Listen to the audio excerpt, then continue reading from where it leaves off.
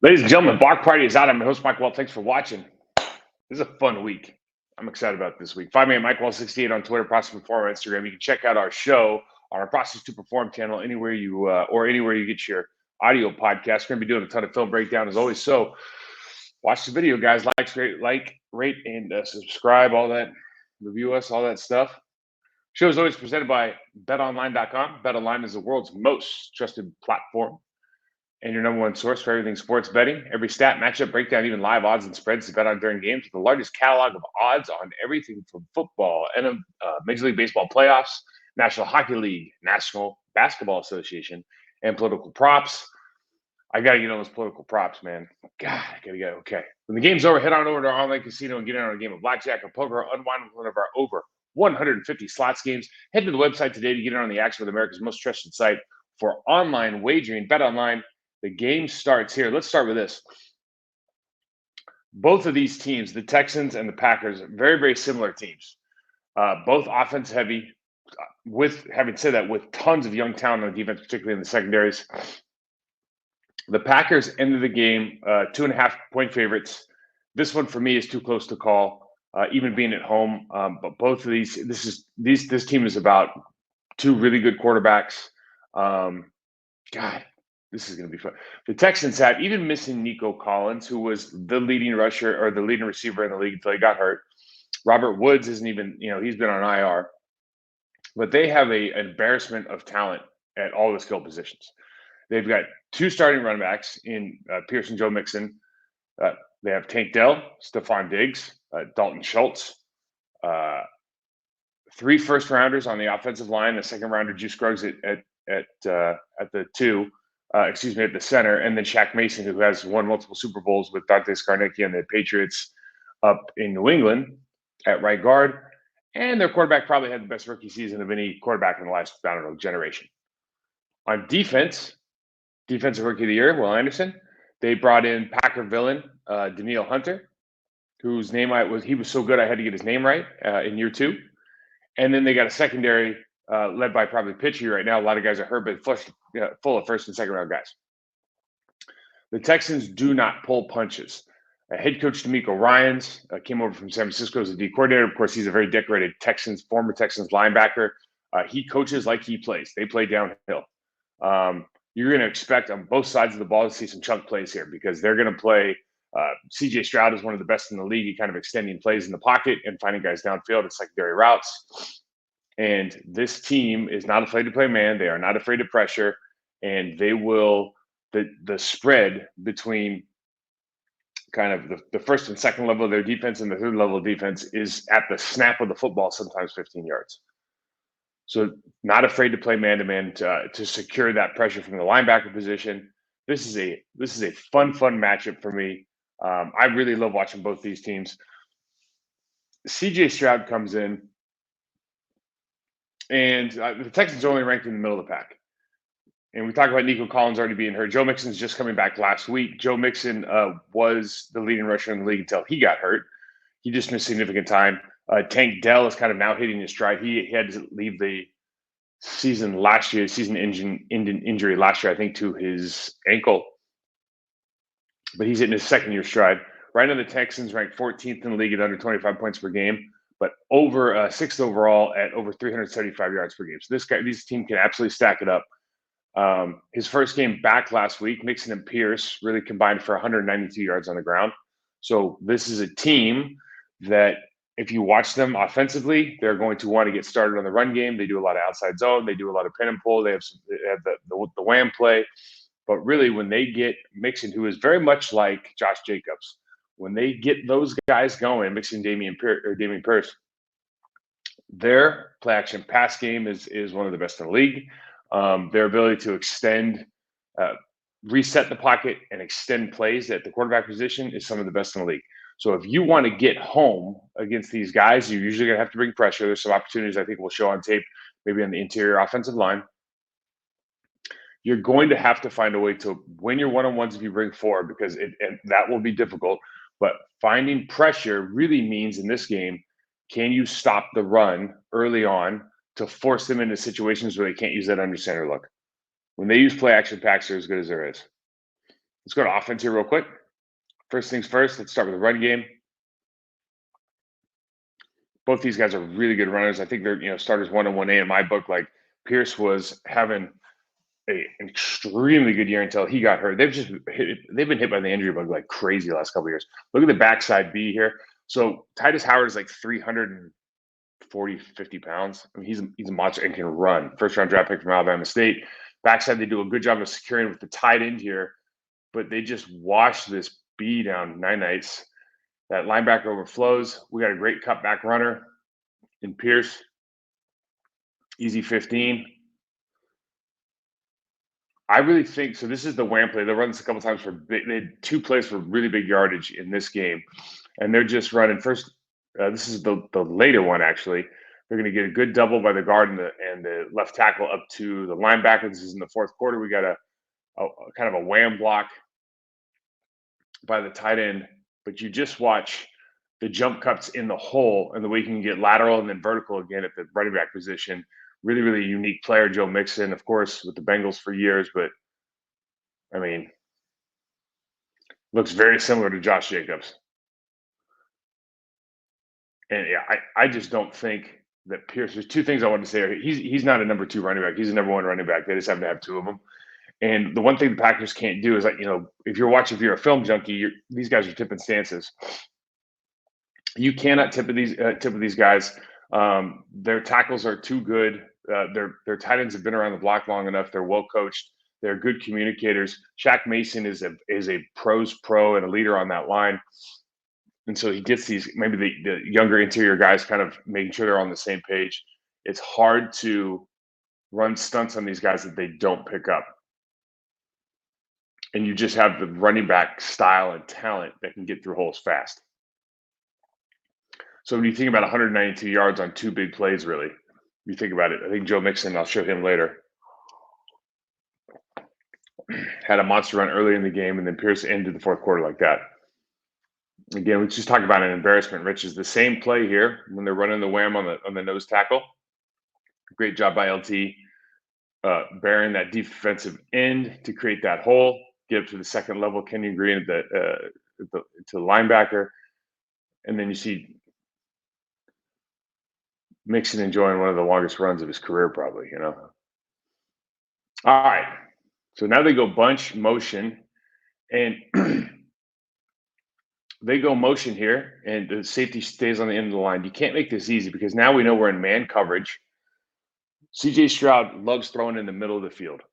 So we got man coverage. You got really a 4-by-1 set out of empty here when they take this guy in motion. You have a 1 down beneath.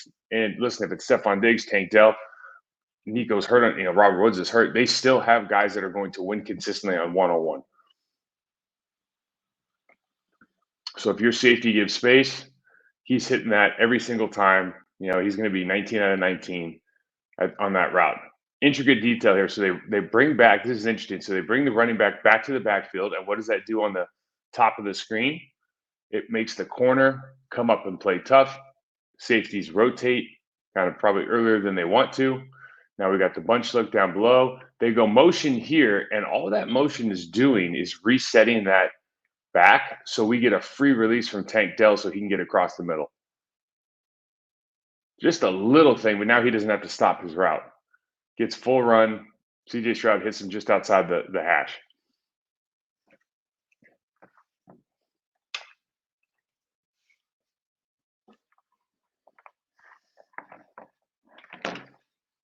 One sec, guys. Almost had a power outage there. No Nico. We have to adjust. Why do I say that?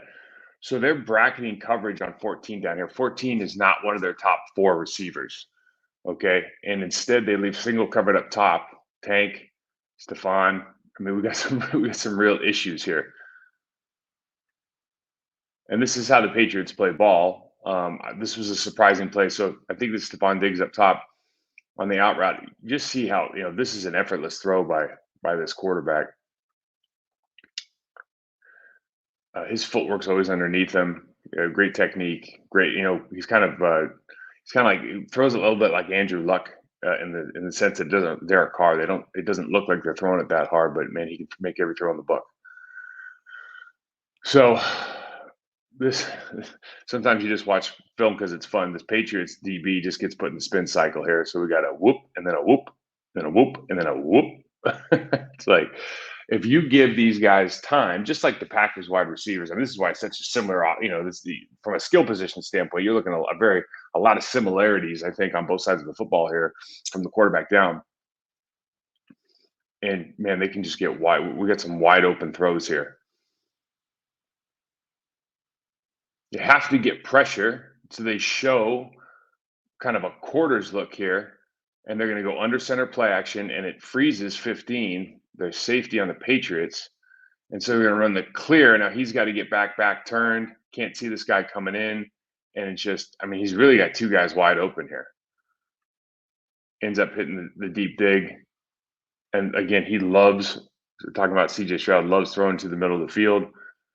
Now, the one thing the Packers want to get home, free runners coming on his backside. He does not see as well, obviously, to his backside as his front, and they don't always secure the backside with communicating correctly between, let's say, the guard and the running back, is the situation here. There is nobody for them to go to on the other side just based on kind of man numbers, and they don't make the right call here. So these are the opportunities, whether it's a miscommunication between the center and the running back, the quarterback, or whoever it is. Like the Packers, if you have a free runner, you have to get home because he has good pocket presence. But sometimes we get the free ones here, and then he does hold the football and extend plays. So this is a good pocket. This is a longer developing play design. Guys are not open immediately, and he is not the kind of player who wants to go 1, 2, 3, 4, 5. If it's not there, I'm going to let it go. He wants to extend plays. He wants to make things happen. He has great pocket presence and footwork in the pocket. He's done a masterful job, I think, at extending plays. But if there's a gripe from an offensive lineman, sometimes when you extend plays, you're not where you're supposed to be, and blocking gets difficult. So I think a right guard gets beat here. Shaq Mason, he gets beat late. That ball could have been gone, but it's not, and they give up some sacks because of that. And sometimes with young quarterbacks or anybody, they'll give up a sack like this one where it takes you out of field goal range. So just be relentless. Just be absolutely relentless on offense, trying to get to the quarterback, because he's the kind of player that you can get some opportunities. Defensively, Texans led by Wahle Anderson. He had a 3-sack game last week. Reigning defensive player of the year. I think they're really good at all three levels. So I think they lost Malik Collins to San Francisco last year, their defensive tackle. He's a really good player. And Grenard went up to Minnesota, who is a fantastic player. I was lucky to kind of watch him evolve into the player he is now. Signed a big contract with the Vikings. So these guys, despite losing those two players, they reloaded with Danielle Hunter coming from Minnesota. They essentially did a swap there. And they have drafted extremely well the last couple of years. Before they kind of got good again, they brought in a lot of first and second round picks in the secondary. They have a really strong group of linebackers. Neville Hewitt is a guy that I knew in Miami, and he was like a special teams player, an absolute thumper. Can just takes a lot of pride in being a physical player. Henry Tautau, and then Aziz Al-Ashir is their captain. Really physical, really guy linebackers that you love watching play. They play downhill. They will test you. They will test your chin strap. The Texans are banged up in the secondary. Didn't stop them last week from giving the Pats a bunch of man looks. They're not afraid of big pressure. The Texans are giving up about 22.5 points a game, good for 15th in the league, but only 277 yards a game, so good for third. So they've been put in some disadvantageous situation. It sounds like they capitalized with a couple of those points. The one place I'd say you could hit these guys is the run game, because they're playing so much man. When you're playing man, oftentimes, if you're like, for example, we showed last week, if you're playing man, you have your wide receivers cracking, then that corner has to follow the wide receiver into the safety. We saw this with Stokes a couple weeks ago against the Rams with Kylan Williams. You follow him into the safety, all of a sudden you look and the running back's running by you the other way. So I think there's some opportunities if you can miss the first tackle to get some chunk plays in the run game. And when you get chunk plays in the run game, they start bringing pressure. When they bring pressure against Jordan Love in this group, I think there's opportunities to find success there. but you just got to keep on grinding. We'll show some tape here. Uh, Really, I think, just from an intensity standpoint, again, mirrors the way, not necessarily the scheme that they're playing, but the style that we see this young Packers defense playing. This is winning time. If they're going to bracket coverage, one guy on the outside and play man to man on the rest of the team. Look how open the middle is. They're bringing pressure at the linebacker position. They're green dogging really at the bottom, and then they're running up and trying to get hands on that tight end as soon as possible. So you see the middle of the field is wide open. And quite frankly, like, no slot DB in the league can cover guys that have the entire field open on the inside. So Drake May actually has two throws here. He has the sideline, he has the middle, and they are wide open. You're going to lose a couple of these times. You have to be able to capitalize. And you just see whether that's Christian Watson out there with Jaden Reed, Romeo Dobbs running the end. There's just some opportunities, whether they want to run the dagger or the opposite, the invert of that. In the situation here, the go and the in cut, if they're going to bring those linebackers, opportunities abound. We got a 3-by-1, and a couple plays make games. What I mean by that is, you'll go back and forth and trade these body blows, and every once in a while, it's like the Christian Watson touchdown last week. Those plays just pop out at seemingly nowhere. They've been built up, I think, by the offensive coordinators for a long time. But you see how close everybody is to the line of scrimmage on this team. Like, they want to stop the run, they want to pressure the quarterback.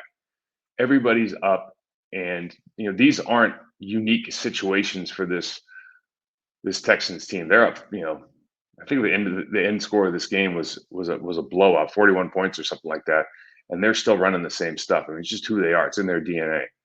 They ask a lot of this secondary. They're going to bring their mic, and then they're going to green dog or mug up their will here on the running back. They're manned up on the outside. The Patriots have a tight end attached to the left, so we got the safety down, and I can barely see the feet of the safety behind. So starting off the gate, they're almost 20 yards off the ball and 15 yards separated from the linebacker. They're asking a lot of that secondary to be able to cover and man for that long. And you just see on the inside route again, there's just opportunities abound. If you can hold off, get either the quick throw, or even better yet, get great pressure, or excuse me, stop the pressure looks from the two linebackers, and get your quarterback time to set his feet. This is one thing that it just drives me insane as offensive lineman. It's like, hey, I'm blocking you. If you're the left tackle, you can't just stare at the guy you're going to block. We get a gap shot here for redirecting the running back, and we see Kenny Clark doing this all the time on the Packers. Again, I think stylistically these are two really interesting teams to watch because you see a lot of the same stuff. But good Lord, Patriots, like, come on, don't stare at the guy. Good line. Henry Talatau shoots the A gap here. He sniffs out run as well as any linebacker in the league. Have always liked Azeez Al-Shaair. He's a good leader for this team. He's super physical. He's vocal. He'll kind of give it as well as he can take it. But they'll shoot the A gap here. If you turn your shoulders, they're going to try to make that play, and at the very least, get the running back to have to make some sort of stop go in the backfield. Team swarms. Will Anderson leads this team. He was captain as a rookie. And when you talk about guys that just play hard, I said this on the Andy Herman show yesterday. If you watch Will Anderson, you're looking at a guy who obviously was a high draft pick because of his athleticism, but he's not what you would call a pass rush specialist. He's a football player, and he had a 3-sack game last week, and he's had pressures, and he has all this success, tackles for loss, all of these things based not on what you would say a really strong bag of tricks from a pass rush standpoint. He understands leverage, he understands angles, and he plays extremely hard. I think when I made the comment that if you're Lucas Van Ness, really if you're Rashawn Gary, if you look at the way he plays, the leverage that he attacks, and the way he's trying to influence the offensive tackle pre-contact, this is the kind of guy you can study and say that there's someone that I can mirror his play and have his success, and I might be in some aspects a lot better than he is with size, speed, strength, leverage. But just the style of play makes it difficult for this team. Now watch this right defensive, and having said all that, what Danielle Hunter does, man, this is a tuck your ears in moment. Good Lord, he just takes this guard who's trying to kick him out and just absolutely mollywops him. And because he stops traffic, this is a huge car crash in the backfield. We got Will Anderson coming from the backside, making the play. This is the kind of effort you're going to get from this team.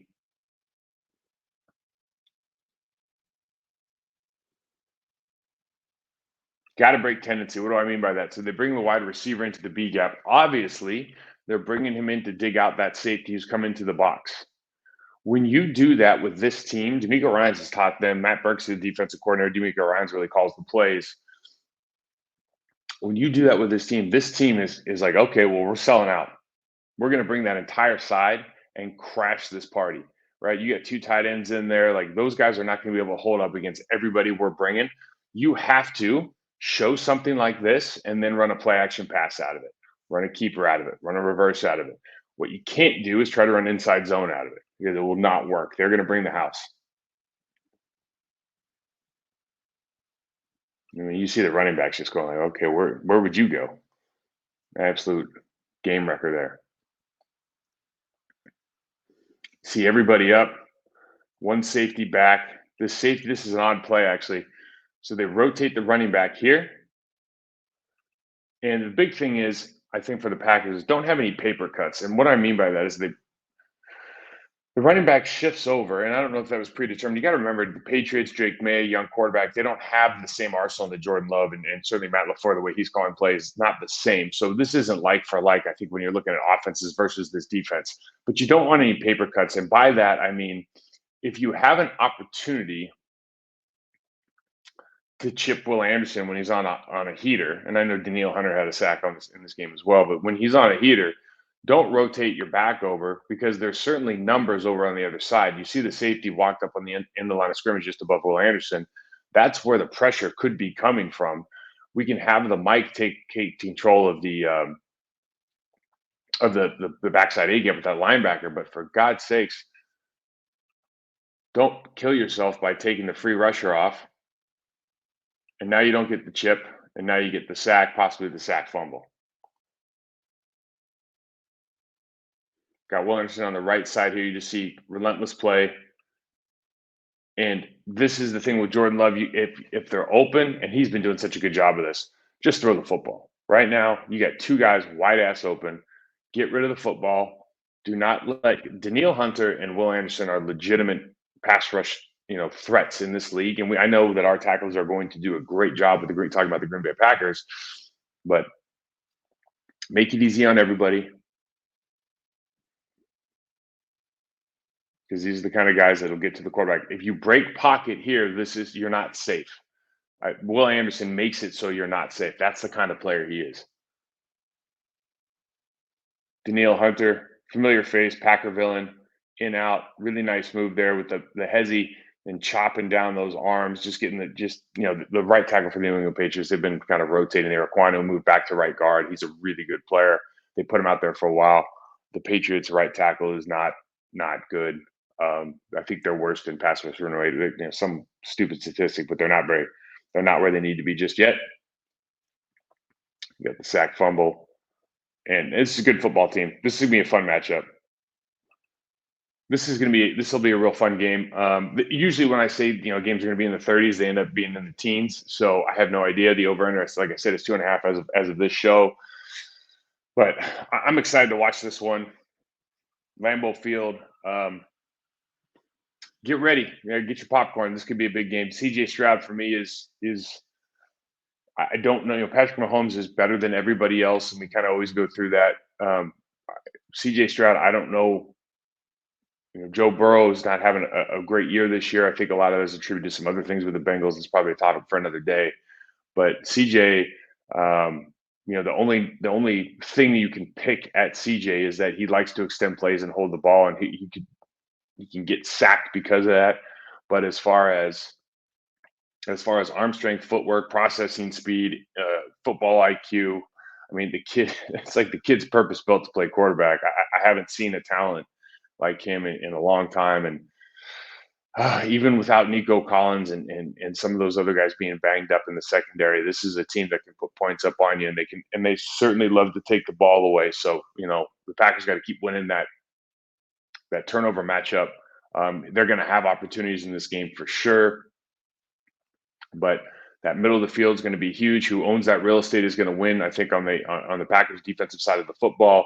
And then certainly if they're going to play man against our receiving core, you would just think that there's going to be some plays drawn up that are going to give them a ton of trouble. You think about all the stuff in the backfield when they're playing, whether it's Melton, whether it's Jaden Reed, whoever they're putting in the backfield along with like Emmanuel Wilson, and they start doing it.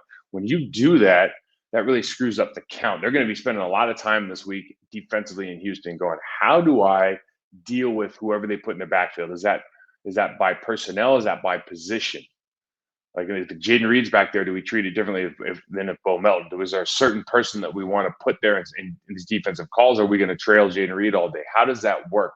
Having to spend time on all of that takes away from preparation from all the other stuff. So expect to see the playbook slightly expanded by Green Bay as far as one more wrinkle in that whole orbit motion, backfield, all of that action. Expect to see one more wrinkle there, whether it's a new screen. They did a screen, for example, where they motioned out Wilson, then they brought Reed across the center and they threw the screen on that side, or maybe it was vice versa, but they went across the center on the snap of the football and threw the screen to the side that they exited the other running back. That all of that stuff is relatively new to these defenses. It's something that they probably haven't looked at. That's why you see so much success, because they don't know how to play, they don't know how to defend it. Expect to see a lot of man beaters if they get into this man coverage. Again, with all the injuries that they have, I just don't know how they can stop the passing game for Green Bay as much as they want to sell out to stop their running game. So great matchup, going to be fun, guys. If you're enjoying this, please subscribe, rate, and review. Check us out on our Process to Perform channel. Of course, hit me up, Mike68, with any questions before the game. I didn't want to do listener questions. Wanted to get a quick one out here on Thursday morning. But hit me up before the game if you got anything. I'll do my best to answer it. Until then, going to be an exciting game, guys. Enjoy Lambeau.